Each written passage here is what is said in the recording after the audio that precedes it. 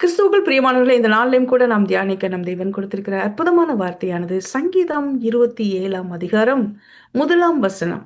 கர்த்தர் என் வெளிச்சமும் என் ரட்சிப்புமானார். யாருக்கு பயப்படுவேன்?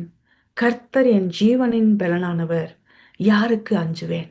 பிரியமானவர்களே, ஆண்டவருடைய வார்த்தை நமக்கு கொடுத்திருக்கிற இந்த நாளிலையும் ஆண்டவர் பேசியிருக்கிற வார்த்தை, தேவன் நமக்கு ரட்சிப்பாய் இருக்கிறார்.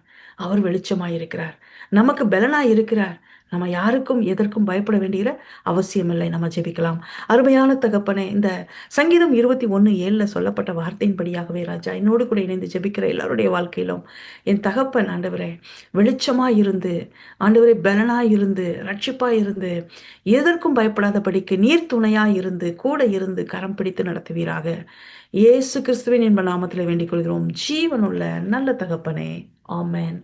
God bless you.